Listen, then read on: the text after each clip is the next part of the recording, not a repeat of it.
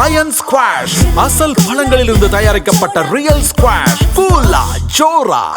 குளு குளுன்னு காத்து வீசுது. உங்கள் சத்யாவில் குளு குளு ஏசி ஆஃபர். ஏன்னா 2வது நாளே எதிர்ப்பு தெரிவிக்கிறாங்க எல்லாருமே. கூட இருக்கிறவங்களுக்குலாம் ஒரு அரசுல ஒரு மிகப்பெரிய பொறுப்பு அதை தவிர்த்துக்கணும்னு நினைக்கிறேன் நிரஞ்சன். இல்ல அது நடந்துட்டு தானே இருக்கும். இப்ப நீங்க முன்னாள் முதல்வர் ஆட்சியிலே அவங்களுக்கு தேவையான அதிகாரிகள், அவங்களுக்கு தேவையான ஐஏஎஸ் வச்சிருக்காங்க கூட. ஒரு 50 ஆண்டு கால கட்சி 2ஆ பொளந்து புதுசா வந்தவங்களுக்கு ஆதரவு. நாங்க அமைச்சர் பதவிக்கு ஆசைப்படலங்க அப்படின்னு சொல்றாரு. ஆனா உள்நோக்கம் அமைச்சர் பதவி. இப்ப வேலுமணிக்கு ப்ராஃபிட்டா இல்லையா, இதுதான் நம்ம பேசணும். சின்ன சின்ன ஊழல் வழக்குகள், அவங்க பண்ற அந்த கட்ட பஞ்சாயத்துகள், அது எல்லாமே தாவேக்கால தான் நிற்கும். பாஜகவுக்கு எதிரான ஒரு சக்தி, பாசிசத்திற்கு எதிரான ஒரு சக்தியா விஜய் தன்னை ப்ரொமோட் பண்றாரு. வணக்கம் யாசர்னா. வணக்கம் நிரஞ்சன். ரொம்ப மகிழ்ச்சியா இருக்கிற மாதிரி தெரியுது. நீங்களும் மகிழ்ச்சியா இருக்கீங்க. மகிழ்ச்சி தான். தாவேக்கா அரசாங்கம் அமைய இருக்கிறது. வென்றார் விஜய் அப்படிங்கறது தான் பிரேக்கிங் நியூஸ். 144 ஆதரவு, 22 எதிர்ப்பு, 59 பங்கேற்க யாரும் வரல. 5 பேர் டிஎம்கே. ஆமா, 5 பேர் நடுநிலை அப்படிங்கிற விஷயத்துல ஜெயிச்சிருக்காரு. ஏடிஎம்கே வந்தது, இந்த பேக்கப் ரொம்ப நல்ல விஷயம் அப்படின்னு நினைக்கிறேன். ஏன்னா நீங்க அந்த 6 பேர் வச்சுக்கிட்டு எப்ப வெளியே போவாங்க, எப்ப அவங்க கருத்துக்கள் சொல்லுவாங்க அப்படின்னு பயந்துகிட்டே இருக்கிறதுக்கு ஏடிஎம்கே அந்த 30 பேர் வந்தாங்க, ஸ்வீப் பண்ணிட்டாங்க. சூப்பரான விஷயம். சொல்லுங்க, உங்க கட்சி வென்றிருக்கு. ஆமா, ரொம்ப மகிழ்ச்சியா இருக்கு. கட்சி வென்றிருக்குன்னு சொல்றதை விட தமிழ்நாடுக்கு இந்த 5 ஆண்டு காலம் இந்த அரசு நடத்துவதற்கு ஒரு வாய்ப்பு கிடைச்சிருக்கு. சப்போஸ் ஏதாவது ஒரு அசம்பாவிதம் நடந்திருந்தால் இந்த 5 ஆண்டு காலம் மக்களுடைய சிரமங்கள் இருக்குல்ல, இப்போ ரீ எலெக்ஷனு, திரும்பி கூட்டணி பேசுறது, பேரம் பேசுறது, அதெல்லாம் ஒரு சலசலப்பாவே இந்த ஒரு மாசம் டிவி முன்னாடியே மக்களை உட்கார வச்சிருப்பாங்க எல்லாரும் சேர்ந்து, பிரேக்கிங் பிரேக்கிங் பிரேக்கிங்னு சொல்லிட்டு. ஸோ அது ஒரு மகிழ்ச்சியான செய்தியா இருக்கு. ரொம்ப நல்ல விஷயம்தான். என்னன்னா, தான் கண்ட முதல் தேர்தல், கட்சி ஆரம்பித்து 2 வருடம், முதல்வர் ஆகிறதுக்கு ஏற்பட்ட சிரமங்கள், இதெல்லாம் பார்க்கிறப்ப மாண்புமிகு முதல்வர் அவர்களை நான் ஒரு மாஸ்டராக தான் நான் பார்க்குறேன். ஏன்னா கிட்டத்தட்ட இந்த பெரும்பான்மை நிரூபிக்கிறப்ப 50 ஆண்டு கால பழமையான திராவிட கட்சிகள் சூழ்ச்சி செஞ்சிருந்தா நிச்சயமா இந்த பெரும்பான்மையை நிரூபிக்க முடியாது. ஸோ அதெல்லாம் முடைச்சிட்டாருல, தவிடுபடி ஆக்குறாரு. அப்போ 117 பெரும்பான்மைக்கு தேவை, 119 இருந்துச்சு. வேலுமணி தரப்பு ஆதரவு கொடுத்து 144 ஆச்சு. ஒரு பெரிய மாற்றம். இப்போ நீங்க தேர்தலில் நின்று வெற்றி பெற்றிருந்தா விட இது ஒரு பெரிய மாற்றமா நான் பார்க்குறேன் நிரஞ்சன். ஒரு பெரிய பிளானிங் பண்ணி சக்சஸா முடிச்சிருக்காங்க. அப்படிங்கிறப்ப மகிழ்ச்சியா இருக்கு. அப்ப மக்களுக்கான இன்னும் நிறைய பிளானிங் இருக்கும். அதை சரி செய்யணுங்கிறது என்னோட ஆசையா இருக்கு. கரெக்டான விஷயம் சார்னா. ஏன்னா விஜய் சார் பார்க்கும்போது, தாவேக்கான பார்க்கும்போது இவங்களுக்கு பிளானிங்கே இல்ல, ஸ்ட்ராட்டஜியே இல்ல அப்படிங்கிற மாதிரி தான் உட்காந்துருப்பாங்க. ஈவன் விஜய் சார் இப்பவுமே அப்படிதான் உட்காந்துருப்பார், ஒரு மாதிரி சோர்ந்து போய் உட்காந்துருப்பார். ஆனா வந்தாங்க 2 வருஷத்துல 75 வருஷம் கட்சியை முடிக்கிறாங்க, சிஎம் கேண்டிடேட்டை முடிக்கிறாங்க, 50 வருஷம் கட்சி 2ஆ பிளக்குறாங்க. அப்படிங்கும்போது ஸ்ட்ராட்டஜி இல்லாம தாவேக்கா கிடையாது. விஜய் சாருக்கு தெரியாம இல்ல, அரசியல் தெரியாம இல்ல, நீங்க தெரிஞ்சிருந்துச்சு. ஆனா அவர் சட்டசபையில எல்லாரும் அவரை விமர்சனமும் இதுவும் வைக்கிறப்ப அவரு இந்த துப்பாக்கி படத்துல சொல்ற மாதிரி, கொஞ்ச நாள் வெயிட் பண்ணுங்கடா, புதன்கிழமை வரட்டும், ஐ எம் வெயிட்டிங் அப்படிங்கிற மாதிரி இருந்தாரு. இனிமே தாவேக்காவுடைய ஆட்டம் பம்பரமா இருக்குங்கிறது தெளிவா தெரியுது. இன்றைய நாளை இலாக்காக்கள் போட்டு முடிச்சுவாங்க அமைச்சர்களுக்கெல்லாம். ஸோ இதுக்காக தான் காத்திருந்தாங்க தாவேக்கா. பெரும்பான்மை நிரூபிக்கணும், ஆளுநர்கிட்ட அதை சமர்ப்பிக்கணும், ஆட்சியை ரன் பண்றதுக்கான எல்லா விஷயங்களும் முடிகிறதுக்காக தான் அவங்க வெயிட் பண்ணிட்டு இருந்தாங்க. எனக்கு தெரிஞ்ச அந்த வெயிட் பண்ணுறதுக்கு முன்னாடியே சில திட்டங்கள்லாம் அறிவிச்சாங்க. மதுக்கடைகள் மூடுறது, இதெல்லாம் பெரும்பான்மையான மக்கள்கிட்ட பெரிய அளவில் பேசப்பட்டுச்சு. அந்த அறிவிப்புகள்லாம் கொடுத்துருந்தாரு. மக்கள்கிட்ட ஒரு பெரும் சுவாரஸ்யமாக இருந்துச்சு, மகிழ்ச்சியாக. நிறைய மக்கள் செய்தி தொலைக்காட்சி நிறுவனங்களே போய் என்னங்க மதுக்கடையை மூடிட்டாங்க, பேட்டிலாம் எடுத்திருந்தாங்க. அந்த விஷயங்கள்லாம் நம்ம பார்த்தோம். 1-2 விஷயங்கள்ல எப்பயும் போல ரெகுலர் சட்டம் ஒழுங்கு பிரச்சனைகள் நடந்துகிட்டு தான் இருக்கு. திமுக ஆட்சி காலத்திலும் அந்த ரெகுலர் இருந்துட்டு இருந்துச்சு, அது ரெகுலராக நடக்குது. இப்போ சமீபத்தில் கரூர் பக்கத்தில் குளித்தல்ல ஒரு பெண் சடலம், அப்புறம் ஒரு டீ கடையில் பூந்து ரவுடிகளுடைய அட்டகாசம், இந்த மாதிரி பார்த்ததுன்னா அதெல்லாம் ரெகுலராக நடக்கிறது, ரெகுலர் ஹாபிட்ஸ். அது தடுக்க முடியாது. ஸோ அது நடந்துட்டு இருக்கு. அதையும் தடுக்கிறதுக்கான வழிகளையும் அரசு சட்ட ரீதியான விஷயங்கள், அதெல்லாம் வலுவான தண்டனைகள், அரேபிய நாட்டில் இருக்கக்கூடிய தண்டனைகள்லாம் வந்தாதான் அது போன்ற குறைகள், லேண்ட் ஆர்டர் இஷ்யூங்கிறது குறையும், படிப்படியாக குறையும். ஸோ ஓகே, இது நடந்திருக்கு நிரஞ்சன். அதே போல என் தம்பி குடும்பத்தில் ஒருத்தன் என்று சொன்ன மாண்புமிகு அம்மையார், அன்னியார் இன்னைக்கு சட்டமன்றத்தில் பயங்கரமா பேசியிருக்காங்க. நீங்க எப்படி பாக்குறீங்க நிரஞ்சன்? எஸ், ரொம்ப நல்ல விஷயம்தான். ஏன்னா அன்னியார் கோவப்பட்டதா? முதல் நாள் ஆதரவு அந்நியார் கோவப்பட்டதான்னு கேக்குறேன். ஆமா ஆமா. ஆ. ஏன்னா 2வது நாளே எதிர்ப்பு தெரிவிக்கிறாங்க எல்லாருமே. உங்க கூட இருக்கவங்களுக்கு எதுக்கு அரசு பதவி எல்லாருமே கேக்குறாங்க. கூட இருக்க வன்னியரசும் அவர்களும் கேக்குறாங்க. கரெக்டான கேள்விதான் அப்படின்னு நினைக்கிறேன். ஏன்னா நீங்க எல்லாமே தாவேக்க செய்யறதெல்லாம் சரின்னு நீங்க நினைச்சுக்க கூடாது.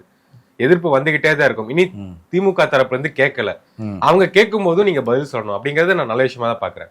இந்த குதிரை பேரம் விஜய் நடத்திட்டு இருக்காரு, ஏன் இதை ஆதரிக்கிறீங்க அப்படின்னு எல்லாம் கேட்டாங்க. இல்ல இப்ப அதுக்கு மாண்புமிகு முதல்வர் குதிரை பேரம் நடக்கல, குதிரை வேகத்தில் அரசு செயல்படுங்கிற ஒரு கருத்தை முன் வச்சிருக்காரு.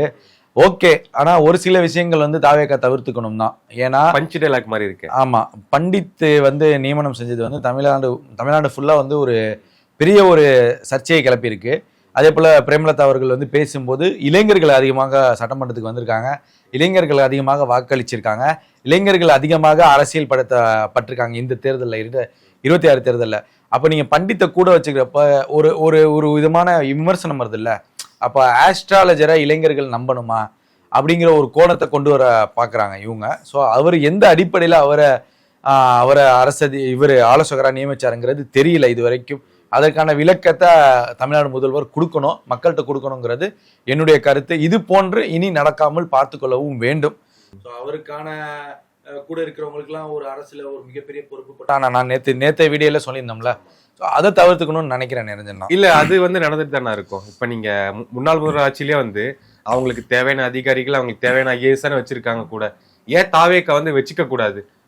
இப்ப அரசு பண்டிட் போட்டது ஒரு தவறான விஷயமா இருந்தாலும் அதிகாரிகள் அவங்களுக்கு ஃபேவரா தானே எல்லாருமே வச்சிருக்காங்க. ஏன் தாவேக்கா வைக்க கூடாது? இல்ல வச்சுக்கலாம், பட் ஆனா ஒரு ஜோதிடருக்கு அந்த பொறுப்புங்கிறப்ப நம்ம தமிழ்நாட்டு மக்கள்கிட்ட நம்ம தமிழ்நாடு மக்கள்கிட்ட கொஞ்சம் லைட்டா அந்த பகுத்தறிவுங்கிறது செயல்படும், எப்பயுமே ஆக்டிவா இருக்கும். ஸோ அந்த பகுத்தறிவு பேசக்கூடியவர்கள் அவங்களுக்கு இது கொஞ்சம் விமர்சனத்துக்குள்ளான விஷயமா தான் இருக்கும். இப்போ வன்னியரசுடைய உரை பார்த்தீங்கன்னா ரொம்ப வரலாற்று சிறப்புமிக்க உரையா நான் பார்க்குறேன். நிறைய விஷயங்களை கருத்துக்களை முன்வைத்தாரு. ஸோ அதெல்லாம் பரிசீலனை பண்ணணும். தாவேக்கா பரிசீலனை பண்ணா மிகப்பெரிய அளவுல மாற்றம் இருக்கும். ஆனா அதே வன்னியரசு இன்னொரு விஷயம் பேசியிருக்கணும்னு நான் ஆசைப்படுறேன். வேங்க வயலுக்கு உங்க தலைவர் போலேன்னு விமர்சனம் வருதே, அந்த வேங்கல் வயல் பிரச்சனையை முன்னாள் முதல்வர் சரி செய்யலைங்கிற ஒரு வருத்தம் விசிகாவுக்கு ஏன் இல்லைங்கிற ஒரு கேள்வி இருக்குல்ல. அப்போ வேங்க வயலை பத்தி வன்னியரசு பேசியிருந்தா நான் மகிழ்ச்சி அடைஞ்சிருப்பேன். வேங்க வயலுக்கு முதல்வர் சென்றிருக்கணும்னு சொல்லியிருக்கணும். வேங்க வயல் பிரச்சனைக்கு முதல்வர் என்ன நடவடிக்கையில இருக்கு, இப்ப எப்படி ரெக்கார்டு எப்படி இருக்கு, ஸோ அதை சரி செஞ்சிருக்கணும்னு வன்னியரசு அதையும் பேசியிருக்கணும்ல. அப்ப இதெல்லாம் பேசக்கூடிய வன்னியரசு ஏன் அதெல்லாம் பேசலைங்கிற ஒரு கேள்வி இருக்கு. ஸோ அதெல்லாம் பேசியிருக்கணும். அதே போல பிரேமலதா அந்நியார் நிறைய விஷயங்கள் பேசினாரு. உங்களுக்கு சம்பந்தி ஆகக்கூடியவங்க யாருன்னு தெரியும் வெளிப்படையா. ஸோ கடந்த ஆட்சி காலங்களில் அவங்க தான் அமைச்சர்கள்லாம் இருந்திருக்காங்க. அந்நியார் அவர்கள் மேல இருக்கக்கூடிய ஊழலையும் முதல்வர்கிட்ட சொல்லியிருந்தா நல்லா இருந்திருக்கும். குதிரை பேரம்னு பேசக்கூடிய அந்நியார் அவர்கள் கடந்த ஆட்சி காலத்துல உங்களுக்கு உறவினர்களாக வரப்போகவங்க, சம்பந்தி ஆக போனவங்க, இவங்களெல்லாம் பத்தி நீங்க பேசியிருந்தா கொஞ்சம் சந்தோஷமா இருந்திருக்கும். ஸோ நம்ம விமர்சனமும் வைக்கணும், ஆதரவும் வைக்கணும். மாண்புமிகு முதல்வர் விஜய் அவர்களை குறை சொல்வது ஒன்றும் நான் தவறுன்னு சொல்லலை. ஆனா அந்த குறையும் சேர்த்து சொல்லியிருந்தா வன்னியரசு பிரேமலதா அவர்களை நான் பாராட்டியிருப்பேன் அப்படிங்கிறது என்னுடைய கருத்து. இந்த அரசு சிறுபான்மையினருக்கான அரசு, சிறுபான்மைக்கான அரசு மட்டும்தான் அப்படின்னு அடிச்சு சொல்றாரு முதல்வர் அவர்கள். இதை பார்க்கும்போது நீங்க அவர் எந்த ரிலிஜியன்ல பிரிக்க முடியாது. ஏன்னா விஜய் அப்படிங்கிற ஒரு அடிப்படையில தான் அவர் திரையுலகில் வந்தாரு. இப்ப ஜோசப் விஜய் அப்படிங்கறது ஓப்பனா போட்டுக்கிட்டு இருக்காங்க. ஏன்னா இங்கே மறைச்சு கூட வந்திருக்கலாம், ஆனா மறைக்க முடியாதுதான். ஜோசப் விஜய் அப்படிங்கிற வெளிப்படையா சொல்றாரு. இந்த 3 மதத்துக்கான தலைவரா விஜய் அவரை காமிச்சுக்கிறாரு. அப்படிங்கும்போது கரெக்டான விஷயம் தானே. பொதுவா நிறைய பேர் பேசல ஒரு விஷயம் என்னன்னா, ஒரு சிறுபான்மை மதத்தை சேர்ந்தவர் ஒருத்தர் இந்திய வரலாற்றிலேயே முதல்வர் ஆயிருக்கிறது நம்ம தமிழ்நாட்டில் 2026 தான் நடந்திருக்கு. ஒரு கிறிஸ்துவர் முதல்வர் ஆயிருக்கிறது தமிழ்நாட்டு வரலாற்று, இந்திய வரலாற்றிலே தமிழ்நாட்டில் முதல் முறை நடந்திருக்கு. அது ஒரு பாராட்டக்கூடிய விஷயமா நான் பார்க்கிறேன் நிரஞ்சன். 2வது அவர் மீண்டும் சொல்றப்ப நேற்று ஐயுஎம்எல் அலுவலகத்திற்கு போகும்போது இறுதியா அவர் சொல்லக்கூடிய போது கண் கலங்கினார். நிறைய பேர் அதை நோட் பண்ணலன்னு நினைக்கிறேன். கண் கலங்கினார், வாய்ஸ் ஒரு மாதிரி கணக்குச்சு. ஸோ அந்த இடத்துல அவர் என்ன சொல்றாருன்னா, இந்த மக்கள், சிறுபான்மை மக்கள் எனக்கு ஆதரவாக நீங்க குரல் கொடுத்தீங்க, ஸோ உங்களுக்காக நான் சப்போர்ட் பண்ணி என்ன நேரம் எப்போதுமே இருப்பேன், நீங்க அதுல டவுட்டே வேணாம், நோ டவுட்ஸ்ன்னு சொல்லி ஐயுஎம்எல் அலுவலகத்திலையும் சொல்லிட்டாரு. இப்ப சட்டசபையில பேசுறப்பையும் இது சிறுபான்மை அரசு தான், சிறுபான்மை மக்களுக்கான அரசுங்கிறப்ப ஒரு விஷயத்தை நிரஞ்சன் கிளியரா பதிவு செஞ்சுக்கிட்டே இருக்காரு. பாஜகவுக்கு எதிரான ஒரு சக்தி, பாசிசத்திற்கு எதிரான ஒரு சக்தியா விஜய் தன்னை ப்ரொமோட் பண்றாரு. ஸோ திராவிட முன்னேற்ற கழகம் தான் இதை செய்யும். இப்போ விஜய் இதை செய்யறாருங்கிறப்ப கிட்டத்தட்ட 2029 தேர்தலுக்கான ஒரு அடிப்படையா நான் பார்க்குறேன். ஒரு மைல்கல்லா இப்போ தொடங்குறாங்க, ஒரு புள்ளியை போட்டிருக்காங்க.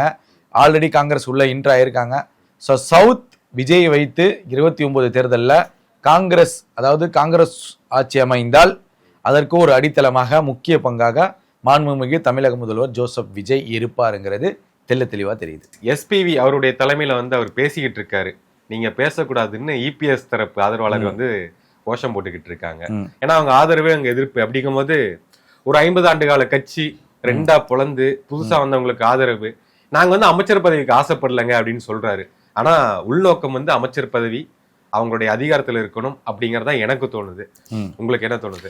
முதல்ல இந்த வாக்கெடுப்புங்கிறது ரொம்ப அருமையா நடத்தி முடிச்சாங்க. அதாவது அந்த 6 பிரிவுகளா பண்றாங்க. 6 அந்த சம்பந்தப்பட்ட இருக்கைகள், இந்த பக்கம் பாத்தீங்கன்னா 4 இருக்கும், இந்த பக்கம் பாத்தீங்கன்னா அதாவது இபிஎஸ் உதயநிதி பேசுறப்ப 2 பக்கங்களா இருக்கும். நடுவுல ஆமா ரெண்டு கேரேஜா போட்டிருப்பாங்க.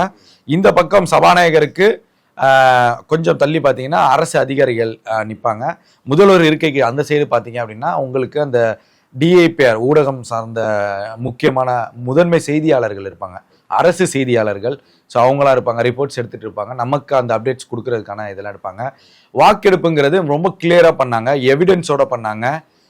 ரெண்டாவது மக்கள் முழுமையாக பார்க்குற மாதிரி பண்ணாங்க. ஸோ அந்த இடங்கள்லாம் பார்க்குறப்ப ரொம்ப சிறப்பாக பண்ணியிருந்தாங்க நிரஞ்சன். ஏன்னா நீங்கள் அந்த 30 பேர் எந்திரிச்சு நிற்கிறப்ப உங்களுக்கு கிளியரா தெரியும் யார் ஆதரவு யார் எதிர்ப்பு. இதுல ஏமாற்றக்கூடிய சூழல் இல்லை. இப்போ கடந்த காலங்கள்லாம் பார்த்தீங்கன்னா நம்பர் சிஸ்டம் வச்சிருந்தாங்க. ஸோ நம்பர் அமுத்துனா நமக்கு அந்த மேல ஒரு கடிகாரம் தெரியுமா, ரெட் கலர்ல. ஸோ அங்க வந்து ஆதரவு பெரும்பான்மையில கடந்த முறையெல்லாம் நடந்துச்சு சட்டசபையில. ஸோ அதில் அப்படிலாம் பண்ணியிருந்தா கூட தாவேகா ஏமாத்துது அப்படிங்கிற மாதிரி ஒரு சலசலப்பை ஏற்படுத்தியிருப்பாங்க. இப்போ சபாநாயகர் வந்து ரொம்ப குறிப்பா ரொம்ப அழகா 30 பேரை எந்திரிக்க வச்சு ஆதரவு யாரு, நடுநிலை யாரு, எதிர்ப்பு யாருங்கிறத பிரிச்சு கவுண்ட் பண்ணி அழகா தெளிவா லைவ்ல சொல்லியிருக்காரு. இது வரைக்கும் ரொம்ப பாராட்டக்கூடிய விஷயமா நான் பாக்குறேன். இந்த மாதிரி முதல்வர் அவர்கள் பதவி இருக்கிற போது சொல்லியிருந்தார்ல டிரான்ஸ்பரன்ஸ் கவர்மெண்ட்னு. ஸோ அந்த டிரான்ஸ்பரண்ட் கவர்மெண்ட்டை அமல்படுத்துறாங்கிறது கொஞ்சம் கொஞ்சமா தெரியுது. இப்போ நம்ம அப்படியே எஸ்பி மொழி வேலுமணிக்கு வருவோம். நம்பி கழுத்தறுத்துட்டிய சோழமுத்தா அப்படிங்கிற மாதிரி முதல்வர் அவர்கள், முன்னாள் முதல்வர் எடப்பாடி அவர்கள் உட்கார்ந்தாரு, எதிர்கட்சி தலைவரா இப்போ உட்காரலான்னு ஆசைப்பட்டாரு. ஆனா அதுக்கும் கூட வாய்ப்பு கொடுக்காத அளவுக்கு எஸ்பி வேலுமணி பண்ணிட்டாரு. நம்ம ஆல்ரெடி பேசிட்டோம் நிரஞ்சன், வேலுமணி தரப்பையும் எல்லாம் பேசிட்டோம். ஸோ ஆல்ரெடி உங்க திட்டமிட்ட அந்த இதுதான் ஃபிக்ஸ்டான அந்த மேட்ச் ஃபிக்ஸ் ஆயிடுச்சு. ஸோ ஆல்ரெடி நம்ம சொன்ன மாதிரி தான் இவர்கள் திமுகவுடைய ஆதரவுல அதிமுக ஆட்சி அமைக்க அவங்க விரும்பல. 3வது திருமாவளவனையும் ஆதரிக்க வேலுமணி, சண்முகம் போன்றவர்கள் விரும்பலைங்கிறது தெளிவா தெரிஞ்சிருக்கு. இப்ப வேலுமணிக்கு ப்ராஃபிட்டா இல்லையா, இதுதான் நம்ம பேசணும். இப்போ வந்து இல்ல அப்படின்னு தான் நான் நினைக்கிறேன். ஏன்னா உள்ள வந்துட்டாங்க, ஆதரவு கொடுத்துட்டாங்க, நீங்க வந்து அமைச்சராக்க கூடாது அப்படின்ட்டு இபிஎஸ் வந்து கண்டனம் தெரிஞ்சிட்டு இருக்காரு சிஎம் அவர்களுக்கு. ஏன்னா அவங்களுடைய உள்நோக்கமே அதுதான், உள்ள வரணும், மினிஸ்டர் ஆகணும், ஒரு 10 மினிஸ்டர் பிடிக்கணும், அதுக்கப்புறம் அவங்க அதிகாரத்தை கைப்பற்றணும். ஏன்னா கோவை எடுத்துக்கிட்டோம்னா ஒரு கொங்கு மண்டலம் ஸ்ட்ராங்கான கேண்டிடேட்ஸ் இருக்கக்கூடிய ஏரியா அதிமுகக்கு. அங்க வந்து 10 தொகுதியில் 6 தொகுதி தாவேகா, 3 தொகுதி திமுக, ஒரே ஒரு தொகுதி தான் அதிமுக. அப்படிங்கும்போது அங்க வந்து உங்களுடைய கோட்டை வந்து தகர்த்தப்பட்டது தாவேகானால். அதனால இவங்க சேர்ந்து மறுபடியும் அதுக்கு ஒரு பிளான் போடுறாங்க அப்படின்னு எனக்கு தோணுது. உங்களுக்கு அமைச்சர் தரக்கூடாதுன்னு சொல்லியிருக்காரு, வாய்ப்பு குறைவுன்னு நான் நினைக்கிறேன். ஏன்னா முதல்வர்கள் நம்மளை நம்பி வந்தவர்களுக்கு முதல் மாநாட்டிலே சொல்லியிருந்தாரு அவங்களுக்கு ஆட்சி அதிகாரத்துல பங்கு தரணும் அல்லவா. அப்ப நீங்க கூட்டணி வந்தாலும் தருவீங்க. கூட்டணி வந்தாலும் இப்போ ஒரு பெரிய ஆட்சி அமைக்கிறதுக்கு 144ங்கிறது ஒரு மேஜிக் நம்பரை தாண்டிட்டாங்க, ஒரு பெரிய மெஜாரிட்டி ஆட்சி. ஸோ அப்படிங்கிறப்ப அவங்களுக்கு ஏதாவது ஒரு பங்குகள் கொடுத்தால் கொஞ்சம் எக்ஸ்பீரியன்ஸ் லெவல்ல இருக்கக்கூடிய, இப்போ ஏன்னா கடந்த முறையெல்லாம் அவங்க அமைச்சர்களா இருந்திருக்காங்க, பல ஆண்டுகளாக அமைச்சர்களா இருந்திருக்காங்க. அப்படிங்கிறப்ப இவங்க அமைச்சரா இருக்கிறப்ப அந்தந்த பகுதியில், இப்போ நீங்க விழுப்புரம் மாவட்டத்துல சிவி சண்முகத்துக்கு அமைச்சர் கொடுத்தாங்கன்னா தாவேகாவுடைய எம்எல்ஏக்களுக்கும் தாவேகாவுடைய மாவட்ட தலைவர்களுக்கும் ஒரு அரசியல் பண்பு கிடைக்குங்கிறது என்னுடைய ஒப்பீனியன். ஸோ அவர் அமைச்சராக இருக்கிறப்ப இன்னும் கொஞ்சம் தாவேகாவினர் இணைந்து இந்த அரசியல் தெரிந்தவர்களோட அரசியலில் முதல் நிலையில் இருக்கவங்களும் இணைந்து செயல்பட்டாங்கன்னா கொஞ்சம் அரசியல் புரிதல் அவங்களுக்கு இன்னும் நிறையவே வரும். ஏன்னா இப்போ சண்முகம்லாம் வந்து எங்கே நிகழ்ச்சி நடத்தணும், எப்படி நடத்தணும், இப்படிலாம் செய்யக்கூடிய ஆள் தான். ஸோ அப்போ அந்த எக்ஸ்பீரியன்ஸ் கிடைக்கும். வேலுமணி ஆல்ரெடி சொல்ல வேணாம், கோயம்புத்தூரில் இது வரைக்கும் எந்த சலசலப்பும் இல்லாமல் அதிமுகவினர் அரசு நிகழ்ச்சியாக இருக்கட்டும், தனியார் நிகழ்ச்சியாக இருக்கட்டும், எல்லாமே சிறப்பாக பண்ணியிருக்காங்க.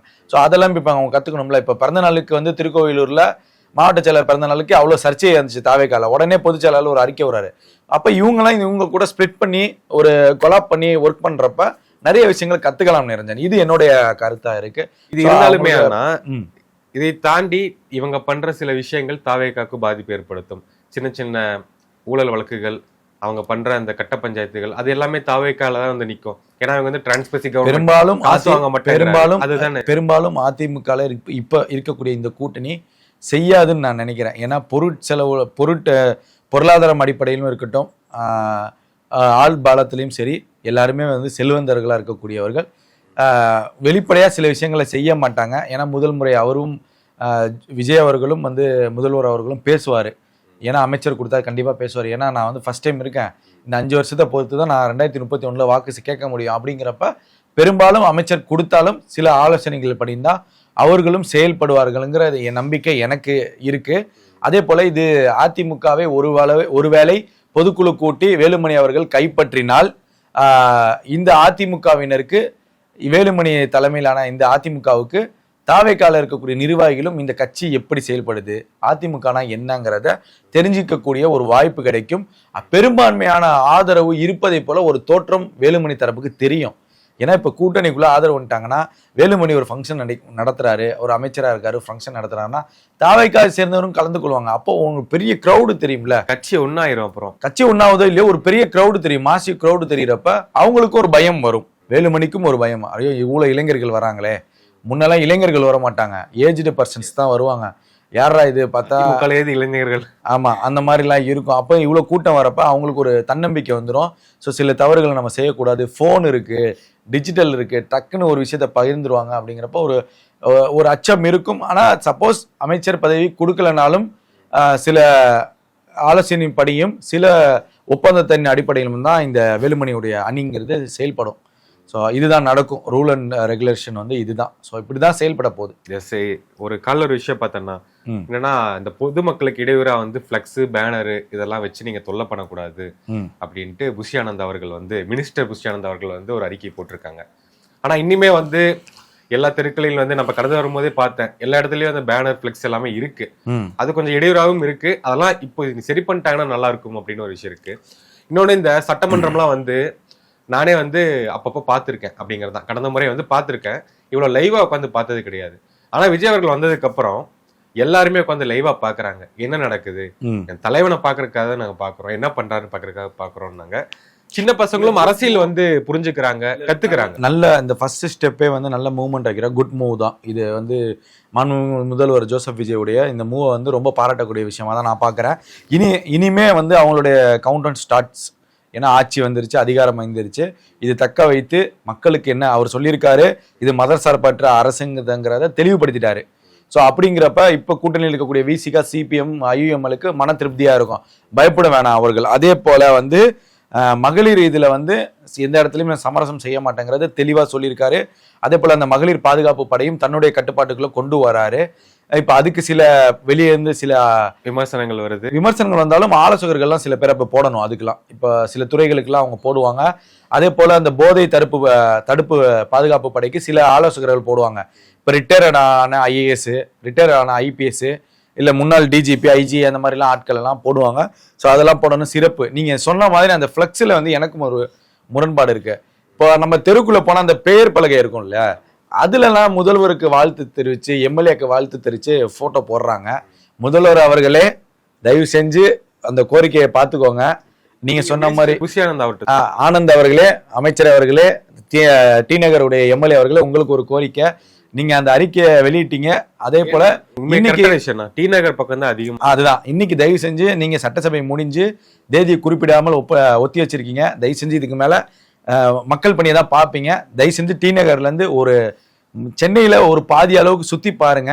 எல்லா இடத்துலையும் மக்களுக்கு இடையூறா இருக்கக்கூடிய எல்லா இடத்துலையும் ஃபிளெக்ஸ் வச்சிருக்காங்க. குறிப்பா இந்த அம்மா உணவகம்னு இருக்கும், அந்த போர்டெல்லாம் மறைச்சு வாழ்த்து போஸ்டர் தெரிவிச்சிருக்காங்க. அதே போல அந்த தெருக்களுடைய பேரு அதுலலாம் வாழ்த்து போஸ்டர் தெரிஞ்சிருக்காங்க. ஏன் அப்படின்னா இந்த கொரியர் கொண்டு வரவங்களுக்கு, அதே போல அந்த ஆன்லைன்ல ஆர்டர் பண்ணவங்களுக்கு, இதெல்லாம் வந்து தெரு பேர் செல்லாம அந்த டெலிவரி பாய்ஸ் சுத்திட்டு இருக்கிறவங்களுக்குலாம் ரொம்ப சிரமமா இருக்கும். ஸோ அதெல்லாம் பாருங்க. பொது சொத்துக்கள்ல அதிகமாக போஸ்டர் ஒட்டப்பட்டிருக்கிறது மிக தெளிவா இருக்கு. தயவு செஞ்சு அமைச்சர் அவர்களே சென்னை ஓரளவுக்கு இன்று உங்களால் முடிந்த அளவுக்கு ஒரு 3 தொகுதிகள் சுத்த முடியும். சுத்தி பாருங்க. மாநகராட்சியில அறிவுறுத்தலின்படி ஒரு நடவடிக்கை எடுங்க. தயவு செஞ்சு இனி கட்சிக்காரர்கள் அது போல செய்யக்கூடாது. அதே போல அண்ணா நகர்ல முக்கியமான சிக்னல் எல்லாம் வந்து ஃபிளெக்ஸ் வச்சிருக்காங்க. சிக்னல் இவ்வளோண்டு தெரியுது, ஃபிளெக்ஸ் பெருசா தெரியுது. ஸோ அதெல்லாம் கொஞ்சம் கவனிங்க. இனி அதெல்லாம் கொஞ்சம் கட்டுப்படுத்தணுங்கிறத நான் கோரிக்கையா வைக்கிறேன். கண்டிப்பா மினிஸ்டர் புஷ்யாந்த் அவர்கள் எல்லாம் பண்ணிடுவார். ஏன்னா அவர் தான் அந்த அறிக்கையை விடுறாரு. அப்படிங்கும்போது கண்டிப்பா 2 நாள் எல்லாம் சரி செஞ்சிருவாங்க. நீங்க சொன்ன மாதிரி இன்னையில இருந்து தாவேக்காவுடைய செஞ்சிட்டீங்கன்னா எனக்கு ஒரு ஆசை. நேத்து விசிக ஆபீஸ்ல புஜுன்ட்டு ஒருத்தர் முத்தம் கொடுத்திருப்பாரு. அதையும் தவிர்க்கல. அவர் மினிஸ்டர் அவரு ஏன் இப்படி பண்றீங்க? ஆனா இப்ப இந்த கோரிக்கை எல்லாம் செஞ்சுட்டாருன்னா நமக்கே அவர் கண்ணத்தை பிடிச்சி கிளணும் தான் தோணும் நிரஞ்சன்.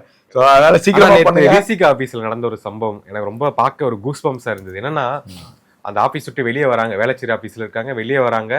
விஜய் சார், திருமாவளவன் அவர்கள், ஆதவர்ஜுனா அவர்கள் 3 பேர் நிக்கிறாங்க. ஆதவ் தான் சொல்றாரு, அண்ணா கையை பிடிச்சி தூக்குங்க அப்படிங்கிறாரு. அவரு கையை தேடிட்டே இருக்க. விஜய் சார் அந்த பாட்டு இருக்காங்க, கையை பிடிச்சி தூக்குனாங்க. ஒரு ஆர்ப்பரிப்பு, ஒரு சந்தோஷம். திருமாவளவன் அவர்களுக்கு வந்து ஆசை இருக்கு, நானும் சேர்ந்துடக்கூடாதா, முன்னாடியே சேர்ந்திருக்க கூடாதுன்னு ஆசை இருக்கு. அதை வந்து இன்டைரக்டா காமிக்கிறாரு. முழு ஆதரவு தெரிவிச்சார் அப்படின்னா ஒரு மினிஸ்டர்ல ஒரு பதவி வாங்கிட்டு வரல. இன்னும் காலம் இருக்கு, காலம் பதில் சொல்லும். இன்னும் நம்ம பொறுத்திருந்து பார்க்கணும். நல்லதே நடக்கும்ங்கிறத நான் சொல்றேன். பார்ப்போம் அடுத்த கட்டமா என்னென்ன நடக்க போகுது, இலாக்காக்கள் என்ன ஒதுக்க போறாங்க. இன்னும் சட்ட நேரத்துல நம்ம மீண்டும் இணையலாம். ஓகேவா? கண்டிப்பா நிரஞ்சன்.